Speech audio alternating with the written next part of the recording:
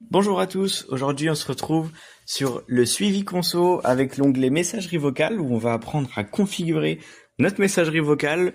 Alors là on retrouve directement quand on clique sur l'onglet l'interface avec l'historique de nos derniers appels, de nos derniers messages reçus sur la ligne avec la date et aussi la transcription automatique.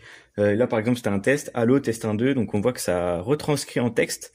On peut marquer en non lu pour avoir la notification sur la page d'accueil. Ensuite, sur l'option du répondeur mobile, on retrouve deux onglets avec recevoir des messages vocaux et refuser les messages vocaux. Là-dessus, on revoit les messages d'accueil où on peut créer directement sur l'interface un nouveau message d'accueil. Vous pouvez vous enregistrer, définir si c'est le message d'accueil du répondeur ou non. Et ensuite, derrière, vous voyez donc message d'accueil par défaut ou alors messagerie vocale d'Oxane. C'est celle que j'ai créée personnellement.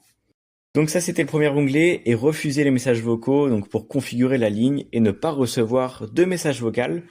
Donc on peut aussi dire par exemple notre boîte est pleine, nous ne recevons pas de messages. Voilà, ça peut être un test. Moi j'ai fait un test avec une intelligence artificielle par exemple. Donc voilà, c'est les options qu'on a. Ensuite en dessous on a annoncé l'identité de l'appelant, envoi de messages par email, ça c'est important. Avec la transcription qu'on a vue, on peut décider de la recevoir directement par email ou alors aussi avoir des notifications.